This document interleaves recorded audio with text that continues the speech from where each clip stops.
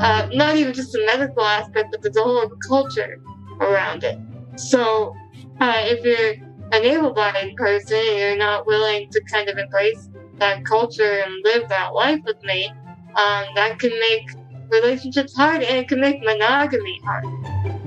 Welcome to Normalizing Non-Monogamy, the podcast where we interview incredible people from across the entire spectrum of non-monogamy to hear their fascinating stories.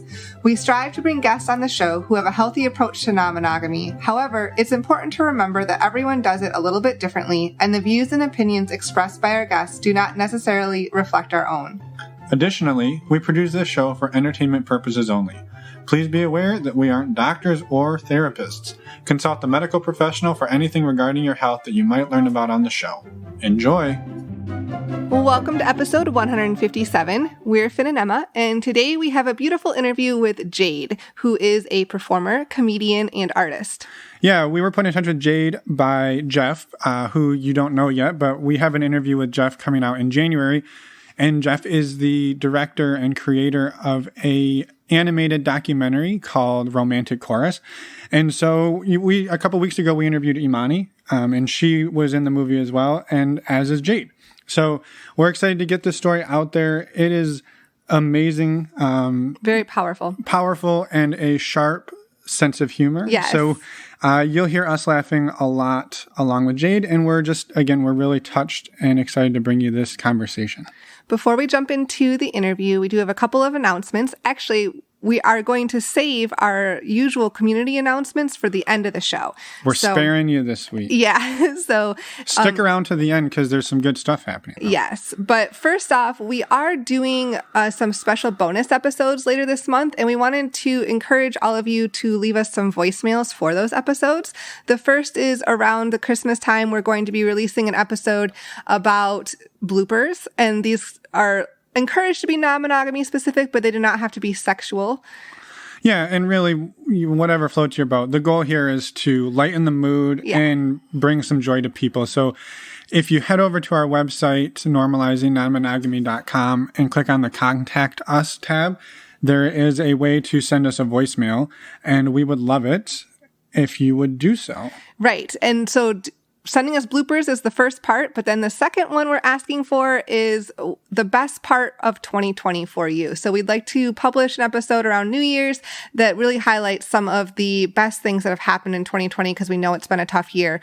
Or, if you want to, describe how you're going to crush 2021. Yeah. And you can send us 2 voicemails. Honestly, you can send us 4 voicemails if you want. Try to keep each story under 5 minutes because you will be cut off.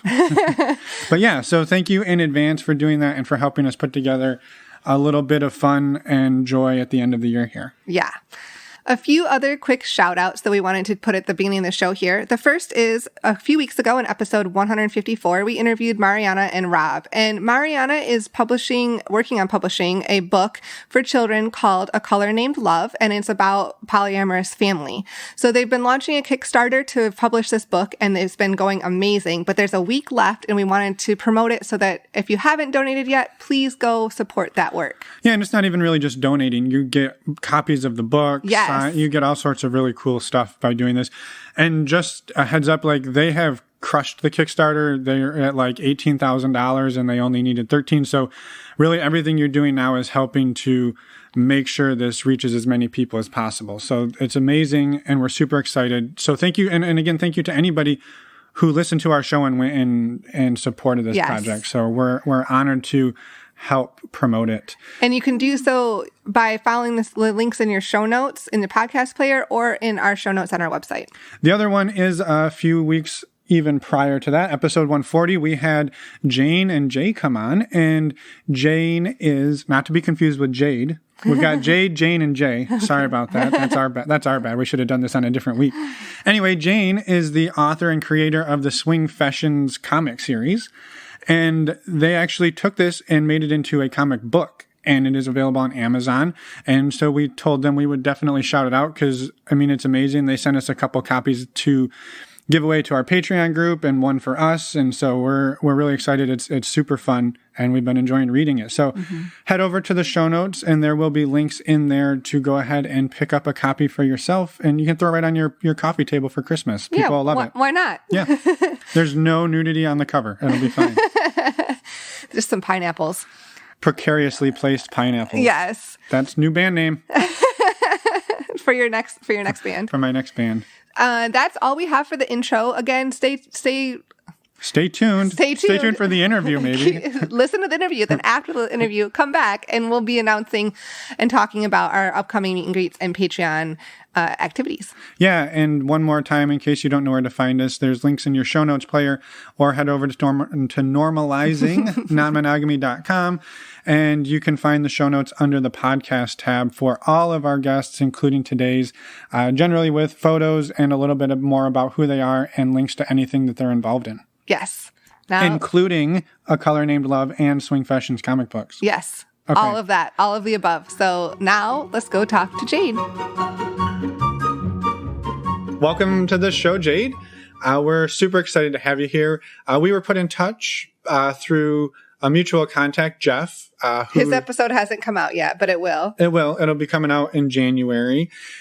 And you were in his movie, A Romantic Chorus. And so we'll definitely talk about that. But we wanted to give you a chance to introduce yourself for the listeners. Cool. Hi. My name is Jade Terrio. I'm a comedian, film actor, do some music here and there. I've been very involved in the art world for ever since the beginning of college, really. I'm 26 now, out of college for a while, but I don't know. I've lived in the Bay Area my whole life. I like art that subverts expectations. I like original things. I don't know who doesn't. Yeah, I live with my roommate, and we got a cat. Pretty cool cat. That's a Love good thing. that cat. Yeah, so yeah, just living the millennial life in the middle of the Bay Area.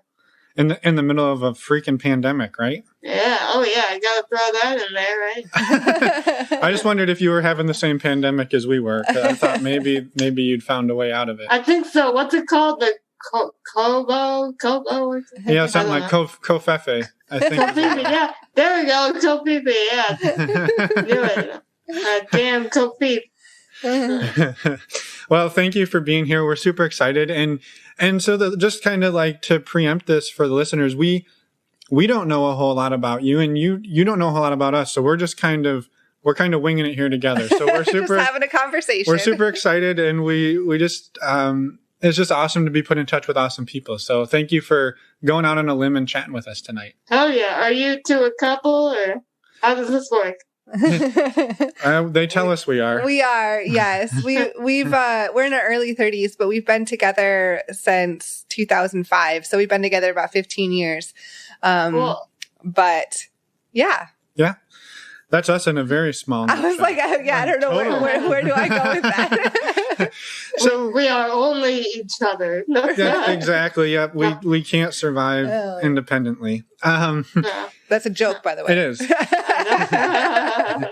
So the podcast focuses, as you know, around non-monogamy, but in our brief conversations, it was sort of discussed that you don't necessarily identify as non-monogamous, but you also don't really identify as monogamous. So maybe would you be open to sharing a little bit about some background and who is Jade and what has relationship looked like for you? Sure. Well, I mean, I've never really been in a serious relationship, so I've never, done the whole, like, oh, it's my boyfriend, and we're gonna go, say, oh, we've been together for 1 week, let's have an anniversary, I haven't really, I've had pseudo relationships where it's like, you don't put a label on it, but you're talking to the same person every day and hanging out with the same person every day and barely fucking, but almost, it's like, it's kind of I'm sorry, I don't know if this is a You can Yeah, swear. you can say fuck. You can swear. Okay. No, I mean, yes, I mean, intimacy is definitely a challenge for me. I mean, this is the pink elephant in the room that is, I guess I do have to bring up because it's related to sex and relationships. I am a disabled person, so I have a physical disability that's also very visible. And it does limit the things I do in bed, but it also makes for a very interesting experience. So I feel like there's been a lot of, I mean, when you're visibly disabled, it's difficult when you don't kind of look like the conventional person and you don't move like a conventional person. So when you don't look or move like a conventional person, people don't know what to do with that. Right. So I found that when I do get into relationships with people, it's one of those things or pseudo relationships or whatever you want to call it. It's one of those things where the other person has to be willing to become disabled as well, in a way. And I don't mean that in a negative way, like, oh, you gotta be in a wheelchair like me or anything crazy like that. But I have a disabled life. My life is very around, not even just disabled, not even just the medical aspect, but there's a whole culture around it. So if you're an able-bodied person and you're not willing to kind of embrace that culture and live that life with me, that can make relationships hard, and it can make monogamy hard. Because I feel like with monogamy, there's kind of this idea of commitment. Like I'm committing myself to one person, and I'm living the life of this one person. So I believe because of those difficulties, I found that I haven't found myself in that many monogamous relationships. I mean, I have slept around. I have, been with people in an intimate way, but it's never been exclusive. And I've also been with people who were polyamorous. And I'm not like serious. I would never put a label on it between myself and that person. But, I was okay with them sleeping with other people because in my mind, in my heart, it wasn't a serious thing for me.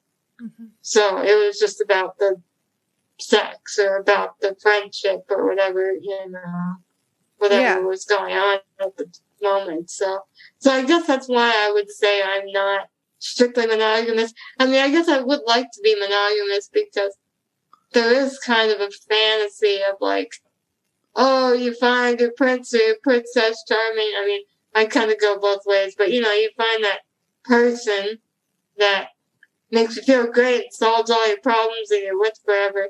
And then that fantasy that you're going to grow old, you want to bring them home to mom and dad, you'd be like, look at this trophy I scored. I hate to put it so shallowly, but there is kind of this almost Western fantasy of doing that.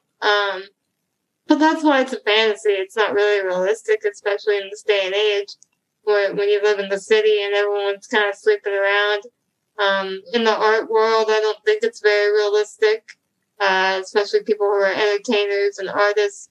A lot of them are so free-spirited and open that it's hard to get one to settle down or feel like you even want to settle down yourself because you're constantly moving and meeting new people. So I don't know. I guess I would like to be monogamous, but I don't. It's not something I strictly strive for.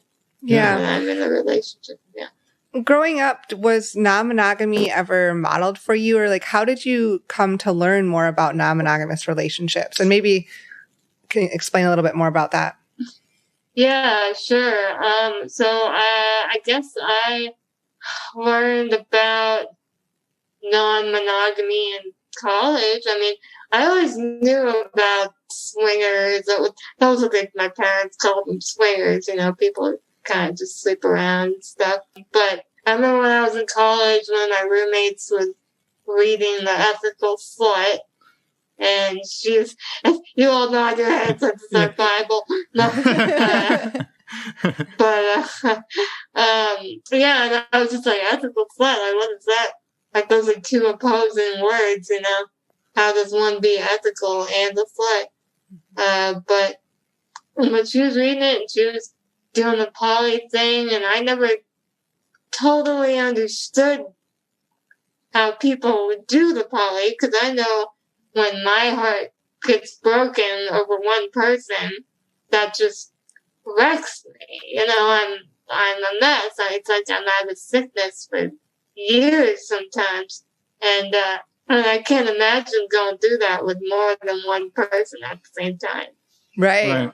Yeah, no, I mean, it makes total sense, right? And I think that, I mean, you've talked about so many things that I guess I want to circle back to, but so many questions that came up, but the circle away. Yeah, no kidding. So I guess the one was sort of around you said you kind of go both ways. You're looking for maybe a prince or a princess. Mm-hmm. And I guess the question with that would be, oftentimes you like people who are bisexual or maybe pansexual or maybe not heterosexual, their non-monogamy can be an outlet for exploring, you know, both or multiple sides of their sexuality.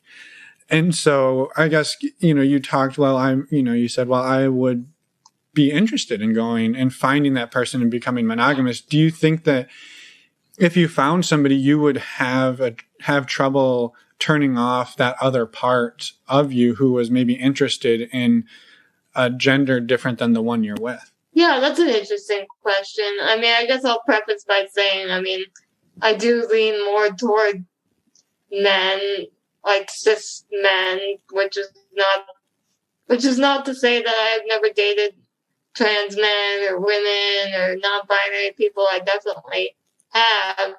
And when I say dated, I don't mean like in a relationship where we all label on, but, you know, dating, you know, going out and going together a little bit.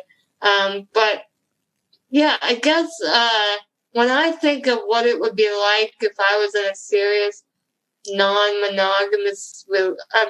a serious monogamous relationship, I picture it maybe not lasting for the rest of my life. I hate to be a pessimist about it, but, you know, it's more of a temporal thing. Like maybe I'll be together with a person for, I don't know, 5 years or something, and then, you know, if it lasts forever, that's great, but, you know, it's likely not going to. I don't know, maybe I'm just I don't know if I have bad habits, but I feel like, if it did end, I would still have the opportunity to go seek out someone else of a different gender or sex. And then if we were in a relationship for a really long time and it's something we wanted to talk about trying and doing, I mean, so many couples have done that. I don't see. It's hard for me to kind of put a hypothetical on something. Sure. Because, you know, but, you know, if I wanted to explore, I'm sure my partner maybe might be open to it. Who knows? I don't know who that person would be, you know? Yeah. No, yeah. Makes sense, I think. And thank you for sharing. Yeah, sometimes it's hard to do the hypothetical, but it's also interesting to think about. Well, but it also sounds like you'd be open for a potential non-monogamous dynamic, whether it was swinging or polyamory, if you found somebody who might also I've been in non-monogamous dynamics. And it's like, that's the thing about serious versus not serious. I mean, like, I've made out with my friends. I've had sexual relationships with my friends knowing that they're fucking other people, you know, and I mean, or making love or whatever you want to call it, you know. Yep. Some have definitely been more serious. So I, for example, I have one friend who is very seriously polyamorous. We've never done anything, but we've had, like, you know, sexual tension.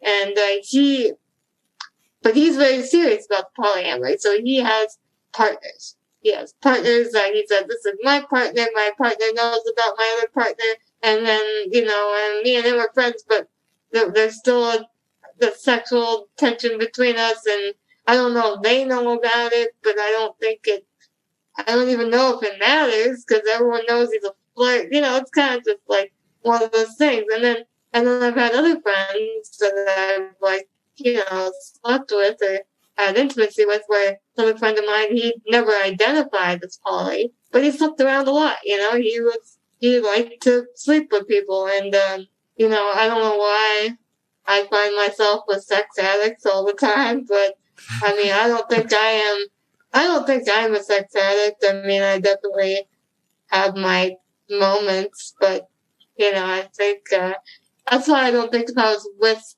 someone monogamously, I don't know that I would get bored sexually necessarily.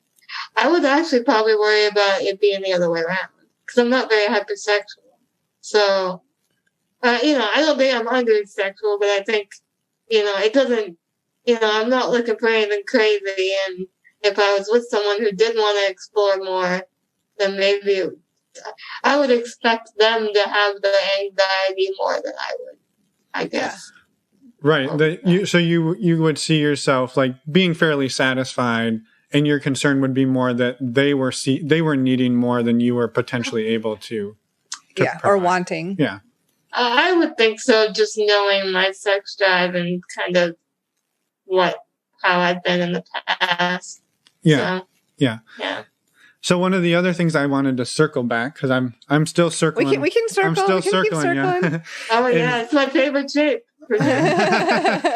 Is around the communication. So one of the things when we talk to people in non-monogamous relationships, poly, swingers, whatever, is really, and one of the things that we drive home a lot is like communication is so critical, right? Talking about what you're into, what you're not into. And one of the things that you touched on really early on is that because of your disability and that it's a physical disability, that things are more interesting, right? You have to communicate a lot better about like, sure, maybe they've never been with somebody who is disabled. So now you get to communicate like, how do we have sex? What does that look like? How does all of this work? Because it's a little bit of a different dynamic. Yeah. I can comment on that. It's kind of funny that you say that, because I just had a conversation with my friend a couple weeks ago. He was probably the closest I've ever had to a boyfriend. Like, if I were to go through my whole timeline, we were dating for like 6 months, and then we got together, we hooked up, and it wasn't great. It was kind of it was just nerve-wracking. We were both extremely nervous, and we didn't really know what to do with each other. And I think we were both just like thinking about what our own approach was going to be, And the one thing we both agreed that we didn't do was talk to each other about it. We never actually like sat down and were like, okay, what do you like? What are we gonna, what is this gonna look like for us? And that's a big lesson. It's like the challenge, I think, is trying to make communication sexy. Yeah. Because when you think about communication, you don't go like, you don't want to be like, what do you like? Oh, I like when my nipples are touched, and then you're just dwelling on that word nipple and how ridiculous it sounds, And, it's just kind of like, it's hard. It's hard to talk about this. And with the disability thing, one of the kind of main themes I've noticed with people who have wanted to maybe get with me in that way, like a sexual way, is they're afraid that I'm going to break. Because I look very small and very petite. I can't really move that well. People are afraid that they're going to break me. Like, if it's just like, and the reality is, you're not going to break me, and I can actually have pretty normal vanilla sex, like pretty straightforward, and I enjoy it. A lot of people think I can't feel below my waist. That's completely, entirely untrue. It's just they connect, wheelchair equals numb legs. It's like, that's not really how that always works. So, there's a lot of assumptions in my stand-up comedy act. I got back when I used to do comedy a long time ago, back in the day before the world was sad and broken. I have a joke that guys don't want to fuck me because they think I can't feel my legs, and I say, no, you misheard me. I'm numb on the inside. There's a big difference. Thanks for laughing at that. Yeah, no. If you did not laugh at that. But yeah, I mean, I just think communication, it's important to kind of, it's good that even if you're not disabled, like, talk about it. That way you don't have a bad time. Why waste your time? Yeah. Well, and you bring up such a good point about the fact that sometimes talking about it can be awkward and weird, and like you get focused on certain words. And that is something that I know so many people struggle with, right? You're not alone. We've definitely struggled with that in the past. Like, it's hard sometimes to let your brain, you can think those things, but actually to spit them out in words is really difficult. Yeah, and I feel like pornography has ruined a lot of that. Because then it's like, even in porn, like, they're not realistic in porn. They're in porn. They're doing porn voice. And then, but even when they're talking, or just like sex work, it's like they do use a lot of the language that you need to use if you're trying to, like, there's only so many words for pussy, you know what I mean? Right. And there comes a point where you do have to kind of use that language to get to communicate what you want. But at the same time, I feel like porn makes it so dirty, and not in a good way. Like, not like in a shameful, like, degrading, commercialized, uncomfortable way. So the language is kind of ruined for you. In this weird way. Yeah, and I've been having some great phone sex lately. I have an international friend, and it's fun because we only get to use our words, like, only, because we're on the phone. And we don't do visual or anything, it's all audio. And surprisingly, I've found that there's a lot of ways that you can talk dirty without sounding like you're in a porno. Like, you don't actually have to use all the words that you're supposed to use. You could say, even, I remember, just all kinds of things. Like, I remember this one guy when I was really young. The dirty talk was, we were doing it, and I was so mad at him for being 3 hours late that I made him describe all the reasons why he was late while we were fucking. I love that. There was another guy, another guy just told him to stop thinking so much. I'd stop thinking. You're still thinking about something. Stop it. And the more you say that, you kind of can work yourself up into an orgasm if you're not careful, So you got stuff like that, I'm just saying, you don't have to use all the dirty words to talk about this stuff. But you right. But you don't have to. Yeah, no, that's a fantastic point too. And I love the idea of phone sex too, because you're forced to only use your voice. Like, it's really good practice for in person. And it's great for coquette. Yeah, right. The other thing I wanted to maybe throw out there was back to the communication and to the dirty words. One of the conversations I've actually recently had with somebody was, what words do you prefer? And you could say, oh, well, that's, it's not sexy to have that conversation, right? Like, we should be able to be spontaneous. But for me, my thought was, well, I don't want to be using words that every time I say them, you like get more and more turned off. So we basically had the conversation of like, what do you prefer used for these body parts and these actions? Do you like boobs or tits? Which do you prefer? Or is there some other word you prefer? Boobs. And so we just kind of had that conversation, and now we both know what the other person prefers, and you're not going to accidentally say something that turns them off or offends them in the middle of sex. I just remember this one time where I was like, do you want me to suck your nipple? And it just sounded so like so dumb when it came out of my mouth. It's just like, I mean, yeah, words are. That's a good point. Like, I do think certain words can be a turn off, and it would be awkward for the person who's turned off to be like, "Don't say," because you don't want to police someone's way of speaking. But when you're in the bedroom, sometimes, I mean, I know I've been trying different words out. Like, I decided after using the word daddy like 3 or 4 times, I don't like that word. Like, I tried it, and I was like, yeah, it's kind of gross, and I just don't like it, so I don't use it anymore. But as far as like other people, yeah, everything talking about, I mean, I do think it's easier.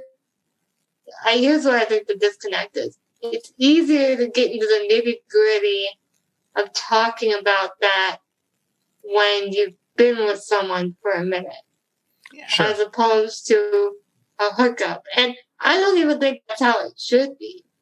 I mean, I think it's stigmatized. It would be great if in the beginning of every hookup we were able to have that conversation with someone, because I think it would make hookups like way better, Yeah. Then you could go, oh wow, we actually like these certain things or whatever. But unfortunately, I just think that sex is always so weird that when people are hooking up spontaneously, they want to just get right to the point. I remember this one guy online. He said, it was so good. It was a total turn off to me. It was like the thing that I was just like, no. He said he wanted to fuck my guts, and I thought, I was just like, guts, like, it was just like that word was so disgusting. I thought I was in like a haunted house or something. Like, and blindfold me and put my hand in Jello too. Like, what the hell's going on here? So, I mean, yeah. And it was just his word choice. So I was just like, ooh, I don't like that image. I don't like any of that. So, that was the end of it for me. But then, like, it's interesting. Yeah, it's interesting because that might have worked for other people, and you don't know. Yeah, you have to imagine it worked on somebody, and maybe he was trying out words just like you were, and he was like, "Well, guts didn't work, but hey, check that one off the list." I'll try intestines next time. Oh God, yeah, your organs. I'm gonna fuck your organs. That'll be the tagline for this episode. Yeah, oh God. That'd be awesome. You should do that. I guess let me rephrase that. Generally, how do you meet people? Just through friends, or are you online dating? I'm just curious. People meet people in different ways, so. I mean, I've met most of my people in person. I've gone through phases of online dating, and I have met some people online, like a few, but online is a lot of work for me, because I feel like I do have a disconnect, because on the one hand, I don't like being single necessarily. On the other hand, I don't have it in me to not be single. I don't know if that makes sense. So, like, I know that if I really don't want to be single, I can put in the work, I can go online, do the thing, meet the people, and it's like anything. If you want to lose weight, work on it. If you want to, it's just a project, but every time I start to do that, I get bored, and I don't feel like going through the hassle that you have to go through to make it happen. So online dating usually fizzles out for me after the first few disappointments. And I'm sure like with online dating, it starts with disappointment after disappointment, and then then you finally meet someone and you're like, oh, you're all right, but and I have gotten to that point with online dating in the past, not to where it was a relationship, but to where I've met people and like, oh yeah, you're a good lay, or you're a whatever it is. But yeah, I feel like, and then as far as real life, I do definitely meet more people in real life. The majority people I've been with have been IRL. But the problem with that is then you're fucking your friends. And unfortunately, in this day and age, it's kind of hard to do that for whatever reason. I don't know why. I mean, part of it's I work in entertainment, so a lot of my friends are my colleagues, which is definitely can cause problems. So, and then if if one person rejects the other, then you still have to see that person. So dating in real life can kind of be, a gamble a little bit, because if you're meeting someone in real life, chances are you're going to see them again, or you're going to have mutual friends. So yeah, there's that worry. Yeah, but it was interesting. You talked earlier, you said one of the person that you would say you were together with for like 6 months and was probably the closest thing you've had to a boyfriend. It sounds like you've remained really close friends with that person. And I maybe wanted to touch on that and see if you had some thoughts on sort of sticking the breakup dismount, right? We were together, now we're not together. Now maybe we work together, we have mutual friends, how we might be roommates. Like, how have you figured to navigate that part of it? Oh, God, triggered. No, I'm just kidding. Also, this is an aside. Never fuck your roommate. I did do that once before, too, and it does also cause problems when you have to live together after. But I mean, I was fine with it. For the record, I had no problem with it. But anyway, that's another story. No, I guess, I mean, it is hard. How can I say this? I don't know that it's a healthy thing to do to remain friends with your ex, because it is heartbreaking. It's heartbreaking. Especially if you're not the one who initiated. In that moment, I wasn't the one who wanted to not be together, so it was definitely hard on me. The other thing is I enjoyed, I mean, we're both artists, so I really liked working with him creatively.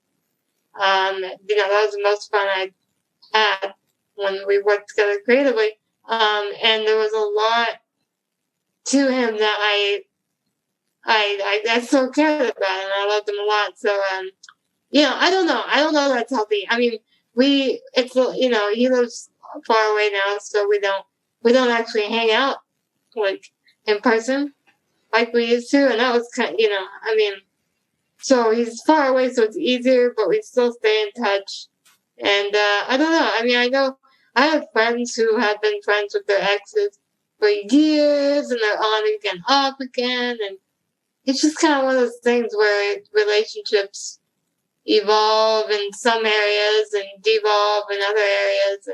And part of the thing that I've been trying to do in my life is kind of compartmentalize my friendships in certain ways. So, like, my relationships with people, like, in my head, I go, okay, this is platonic, or this is romantic, or this is sexual. And there's different levels of that with every relationship, and it's kind of just good to maybe monitor where those levels are going, because if you just say, you're my crush, I want you to be mine, then you kind of have this very simplistic view of what the relationship actually is. Right. Or unrealistic view too. Yeah. So, yeah.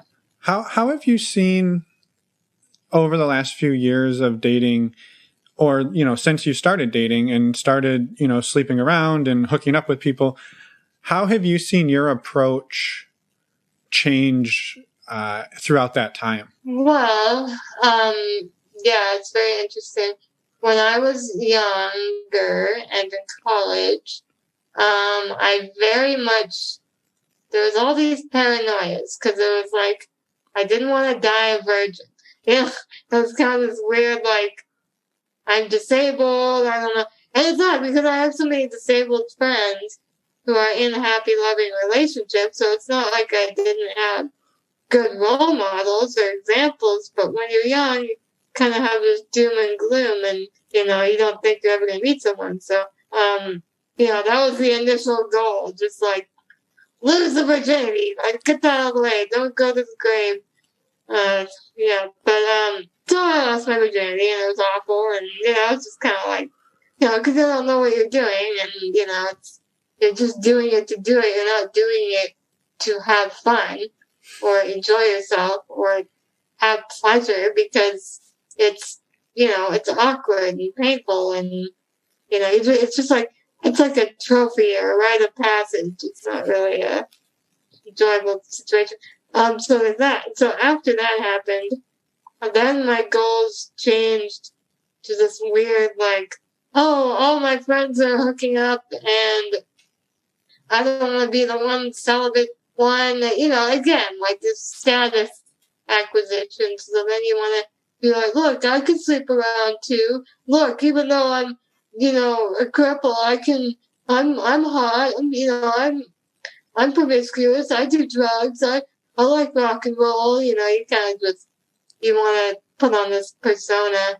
And then when you're an entertainer, there's also that, you know, you have fans coming up to you and flirting with you. And so it's kind of like, you know, oh, I can acquire that too. It's just this weird Harvey Weinstein-esque attitude that, just kidding, I'm not that bad. I was gonna say you don't strike me as the Harvey Weinstein. No, I have don't worry, I've never coerced anyone into sex. It's all been a guilt trip. No. No. That's a bit. No, but I just, so there was that. So then after I kind of lived the fuck boy, fuck girl, whatever life for a second, which is not to say I was sleeping around all the time. It was just a lot of chasing and getting rejected and getting molested in bars, and, you know, just like a bunch of bullshit. And then after I kind of got, and then you know, and then I was horny, so, and lonely, and then you want that intimacy, but then you realize that the sex isn't what you really want. It's the intimacy that you want. You want the companionship. You want the care. And so then I went through that period of realizing that it wasn't, you know, the orgasms and everything that I craved. It was really just the intimacy.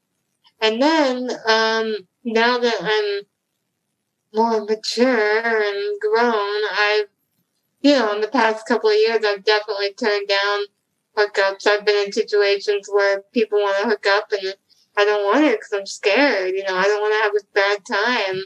You know, it's like hookups aren't great when you don't communicate and you don't have a good time. It's not worth it to just do it just to do it, you know? And so I started kind of having more self-respect and choosing when I want to do it. And so now, I guess now I'm in a phase where I would like to have more sexual experience, and I feel like I'm getting there. And it's slow and steady, and then I'm comfortable with the pacing. I guess what I'm trying to say. Yeah, well, it sounds like you're right. Like you said, your standards come up, right? As you learn what you do and don't like, and then you're like, you know, you said this, like, I know I could turn it on. I could turn on the dating apps. I could go get it.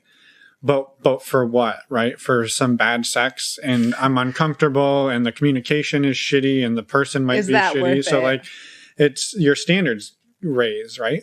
Oh yeah, and it's just like when I don't know, your standards raise, and it's not about, you realize it's not about having sex. You're wanting something more. Yeah. And I mean, yeah, I would say, like, yeah, I do have this thing to prove, like, oh, look, I'm a cripple. I can get laid anytime I want. And it's true. I could get laid tonight if I want to get laid. I could go on fucking Tinder and find, but so many people want to have sex right now.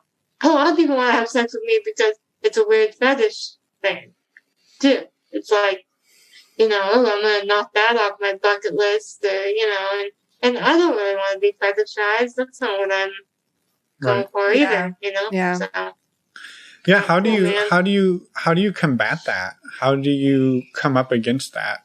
I mean, that's something that, I mean, neither of us have ever had to deal with that. And I think that's a really important thing to talk about if you're willing to.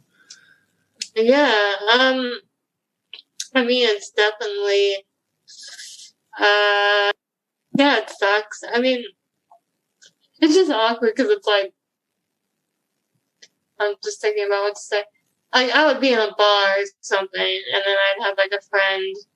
You know, I have a lot of friends in the comedy community and stuff, and when you're drinking, your inhibitions get lowered, and you flirt with people maybe you wouldn't normally flirt with, you know. And I've had friends of mine, you know, touch my face, kiss me, we'd make out in the bar, you know, and you could tell that they think I'm very sexy, you know, especially because I do my makeup. I totally show up looking fine, and they're into it, and they don't know why they're into it, and they're confused because yesterday they didn't see me as a sexy hot babe. They saw me as a vulnerable little crippled girl, and then I go up on stage and tell dick jokes and mime myself sucking a dick on stage, and all of a sudden they get a hard on, and they don't know why. You know, so it's like, they're confused. So it's kind of like a weird fetish thing. And then I get flirted with, but nobody ever wants to go all the way because in their mind, it's just a fantasy. It's just a weird fetish. And of course, I've had people be like, oh, I've never been with a girl in a wheelchair. I'd love to do that. You know, it's just like, that's just a turn off. Because it's like, you know, that's just not what I'm looking for. I'm not really just looking for dick. You know, I mean, I respect people who are just looking for whatever they want to get their rocks off to, but that's not really what I'm looking for. So if someone wants to fetishize me, I don't know that I would really be into that. Yeah. Well, thank you for sharing that. Yeah. How, I guess, in your everyday life, how open are you with friends and family about kind of your relationship dynamics? Like, as far as looking, you mentioned possibly looking for like that fantasy of the one, but then you're also in practice more sleeping around a little bit more. Do you have those conversations with friends and maybe family? Yeah, she fucks all her friends. That's true. I'm just kidding. No, I wish I fucked all my friends. No, don't tell them that. I mean, yeah, I don't really come from a super prudish family, so it's not like I hide anything. It is a little awkward because I do think my parents secretly want me to settle down. You know, like they want me to meet someone. I think they would be really happy. And, you know, I am a very family-oriented person, so I do have kind of this weird, like, what is it, like a noble, like, stoic desire to, bring someone home and be like, don't worry, Mom and Dad, my lover will take care of you too, you know. No, but, I mean, I don't tell them, like, oh, yeah, I have a guy over there. You know, I don't say all that, but, you know, I mean, I have dated, I remember there's this is so funny. This is a really funny story. I was seeing a guy, the one I was talking about earlier, and, I told my mom about it. It wasn't like a serious relationship. I wasn't like, yeah, he's my boyfriend, we're together. But I was excited, and I was like, I met someone I really like, and I think he likes me, and, you know, I'm really excited, you know. And my mom gives me a bunch of money to give to this guy.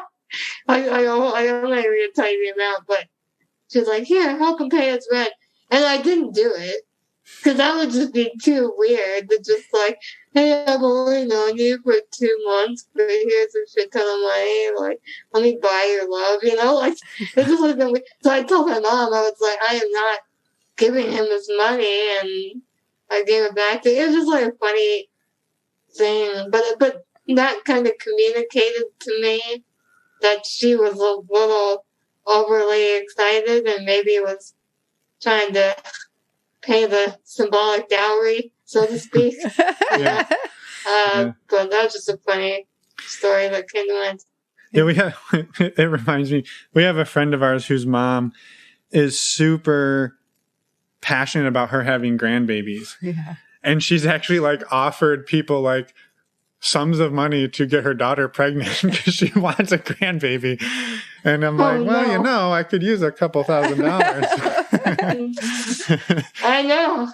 I felt bad because I was like, man, he could use the money, but my pride, I can't sacrifice my pride. You know? That's right. That's right. Yeah. No, you can't. I wouldn't have been able to. No, that would have been probably a line I wouldn't cross either. Yeah. So how do you, as you're moving through the world of hookups and dating, how do you keep yourself safe sexually and just physically safe, right? You're out in bars or out, you know, in clubs or wherever? Yeah. I mean, I was to say, I can't. So once I'm in bed, I can't move. I can't move myself. I can't reach my phone. I can't. Another problem is I can't. This is actually a little bit of a complication. And it's the reason why I like day sex is that I can't turn over in bed at night. So I actually have an assistant with me in the other room that I call in the middle of the night.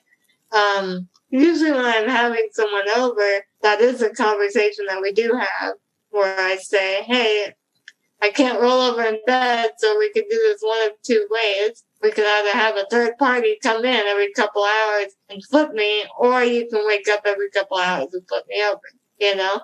And of course, usually they opt for the not having another person come in the room, you know?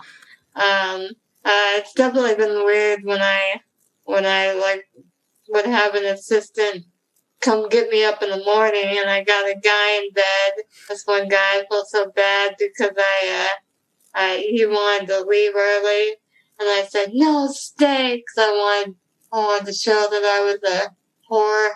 And so I was like, stay, be my little trophy in bed. I don't know, but no, I mean, as far as safety, I mean, I guess what I usually do is I make sure at least one friend knows what I'm doing, and who I'm doing it with, and where I'm doing it. And even if it's not sex, even if it's just like a first date or if I'm having someone over, I just make sure someone knows.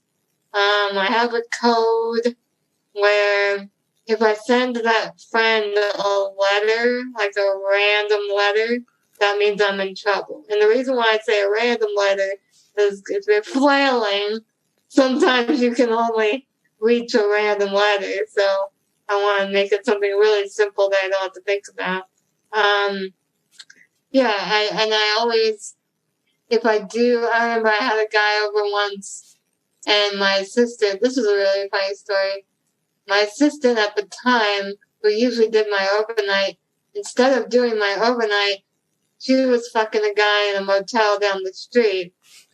So she did this weird thing where she would fuck him a few times, go work for somebody else, like change their catheter or something, then go back and fuck him, then come over to my house and put me over, and then go back and fuck him. She was like this super assistant who just like had a bunch of sex and worked at the same time at like 3 in the morning. It was really weird.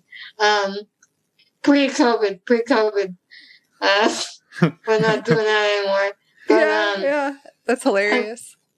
And then as far as bars actually have been maybe a little more unsafe because, you know, when people I've definitely been, you know, I've had people make out with me without my consent and, you know, grab me and touch me. And usually when that happens, I never really ever go to a bar unless I know someone there. So if I have friends there, I'll tell one of them, like, hey, this person is being weird. Can you kind of protect me a little bit? And then my friend will stand between me and them and make sure I'm distanced from that person. So I try to never travel to a place where I don't know anyone there. Yeah. That's a good safety measure. One of the things that you touched on right at the beginning of this conversation was something that I wondered if maybe you could talk a little more about, which is maybe like the trust you have in somebody when you end up going to bed, because you said once you're in bed, you basically can't move. And I think that's a really, really vulnerable place to be in. Oh, yeah. I mean, and when I say I've hooked up with people, don't get me wrong, this is a number of people I can count on my two hands, you know, like I don't sleep around that much. And that's part of the reason. I mean, I've talked to people online. One of the things that annoys me with online dating is I feel like so many people, especially men, mainly men, I mean, I've never had this problem with a woman, but mainly men want to go to bed right away. They don't even want to go on a date first. I'm like, God, can't we get a drink? Can't we get some coffee? Can I have 24 hours, you know, to like meet you and then think about it overnight, you know? But it's like, and to me, that's not unreasonably slow. To me, that's normal. Like, you meet someone, for at least one day at least, and then you fuck. You don't just fuck, you know? But for some reason, it seems to be more the norm. People just want to hook up that night on, like, Tinder or whatever, and I don't like doing that. I really don't like doing that, so I don't do it. Yeah. No, I mean, it makes total sense, right? Like, you're the at-risk person there. You're the vulnerable person. Like, this dude coming over is not in any type of... there's no concern for him, right? For his safety. And the other problem with that, too, that's why I prefer to date people in real life, because even if we hook up without dating or anything, chances are we have mutual friends. So if anything weird happened, you know, they'd have to answer to all our mutual friends all of a sudden. So there's some accountability. There's a little bit of built-in accountability there. Yeah, but like a stranger on the internet, there's nothing. They come as fast as they go. No pun intended. Right. So one of the things, and this one should be up your alley as a comedian. One of the things we love to talk to people about is bloopers, because we, you know, sometimes people can think, oh, it's just sex is super serious. And I think anybody who's really done it knows it's not, but like, it's kind of fun to hear the lighter side of it. And maybe if you had a funny blooper that you would be willing to share, it doesn't have to necessarily be sexual, but just something that you'd be open to sharing. God, I'm trying to think. I shit on a guy once on accident. That's not really that funny. I don't know. God, sex is just so awkward. Let me think for a minute. The first time I lost my virginity, the maintenance guy was coming over to fix a light bulb or something, and he asked me if he could plug his phone in. And I have a charger on my wheelchair, so I just said you could plug it into me. And I definitely meant nothing by it. I really meant nothing by it, but of course one thing led to another, and that's how that happened. So wait, so hold on a second. You lost your virginity to the maintenance guy because you told him he could plug it into you? Yeah, and I meant the charger on my chair, but he thought I meant his dick and my badge, and that's what happened. Consensually, of course. But I mean, we were friends. It was in college, so we all went to the same school. So it was like, you know, like a weird thing. But wow. Yeah. Perfect choice of words. I'm trying to think of other good. Yeah, right. I mean, there was that, and then me and my friend make a movie about how, like, we just thought it would be funny to make a video, because so many guys are afraid they're gonna, like, break me, so the video would be about me being fucked to death, so I'd be like, oh no, everything's fine, don't worry, and then we'd be going out, and then he'd accidentally, like, tear my arm off or something overly gory, or like alien would come out of my stomach. I don't know. He'd literally fuck your guts out. Yeah, right? Oh God, that would be. That's like. That's a horror movie I don't know if I'd want to see. Too soon. Too soon. Yeah. Yeah, right. Too soon. Well, thank you so much for sharing everything you did. It was a delight to talk to you. And I just wanted to, I know we got in touch with you through Jeff and the movie Romantic Chorus that's coming out. I wanted to give you the opportunity to talk a little bit about that project if you wanted to. Sure. Yeah. It's a really cool project. One of the neat things that I like about it is that it's fully animated, which is great. I love animation. I love cartoons. And basically he just interviewed like a bunch of different people, and then they each have their own little animator on it. So it's even different types of animation, which is really neat to me. It was interesting. Jeff came over, we talked. Yeah, these little categories, and it was like technology and fear, and he had all these categories, and it was just nice to talk about it. You know, it's not very often you get to get all vulnerable about sex and love and all that, and we did, and it was great. Yeah, I'm excited for it to come out. Yeah, no, that's amazing, and I also wanted to give you the opportunity to maybe talk about your work, right? I know stand-up comedy is probably tough to do during Covfefe here, but how maybe are there places people can find you and your work, and are you still able to get out and do some performing, even if it's, virtual or something like that? Yeah, I've been doing a little bit. I've definitely been doing some virtual and a little bit of live stuff, but not so much. I'm really trying to get the video work. And if you're on Instagram, follow me at The Painted Jade. So The Painted Jade, Painted Jade. Yep. And then I also have a website, www.jadeterrio.com, but my name is really hard to spell, so. Don't worry about it. We'll put links in the show notes, so you don't have to worry about spelling anything. Yeah. People can find everything on our website, so don't worry about that. Yeah. Okay. Cool. Well, www.jadeterrio.com. I got a movie coming out. I was in a trauma movie that's coming out, I believe, sometime early next year. Hopefully, it's called Divide and Conquer, and I play the strip club owner. Funny story, the role for the strip club owner was originally for Ron Jeremy, the porn actor. Yeah, but then he did some bad things, and they called me up instead. So I play Ron Jeremy, I guess. Yeah. Well, I don't play him. But I do play a character named Ronnie, but it's definitely a different non-rapey type of guy.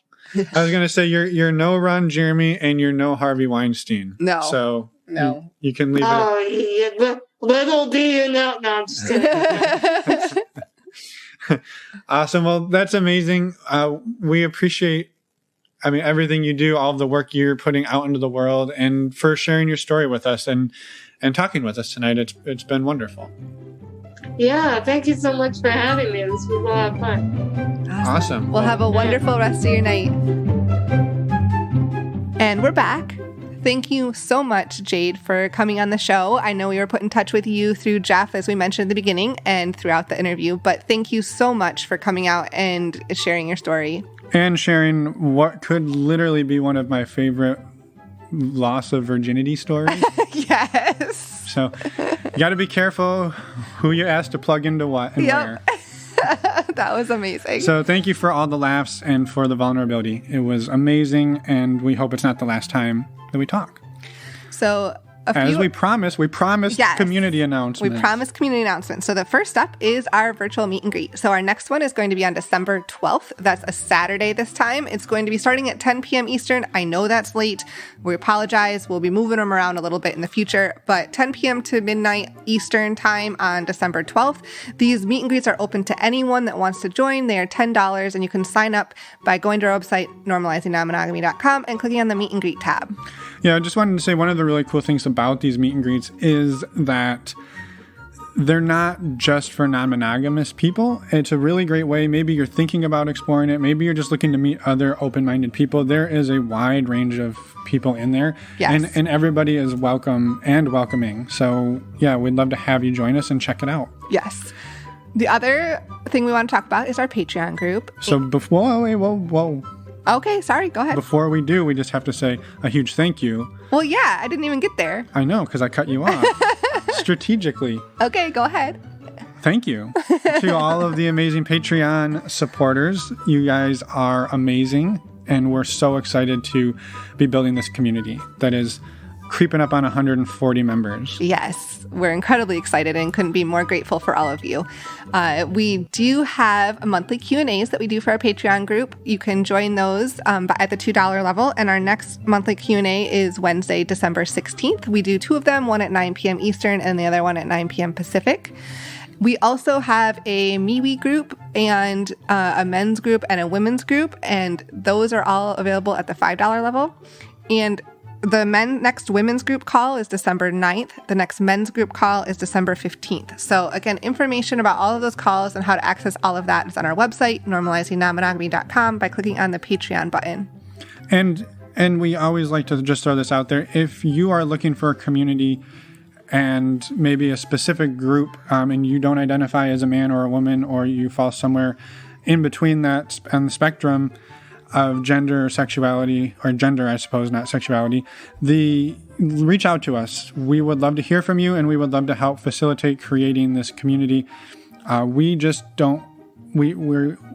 love some help doing that. That's maybe the easiest way to say it. So thank you for doing that in the future, people. Also, wow. I don't know what's happening. Also, I just want to shout out, welcome to December, everyone. We made it to December of this year. I know it's been a long one, and we just appreciate all of you listening and supporting the show throughout this year. It has been, challenging, but we couldn't be more thankful. I don't know what you're talking about. We couldn't be more thankful for all of you. That's very true. Next week, next week we've got some other podcasts, some fellow podcasters. They started their show in the beginning of the year, like springtime, roughly. Why are you staring at me? I don't know. I believe it was springtime. Why you got to argue with me? Because I thought it was the summer, but you're right. Well, even if you did, you don't have to. Now I should have to edit this out, but I don't even give a shit. You're just going to leave it in? Yeah, they'll be fine with it. Okay.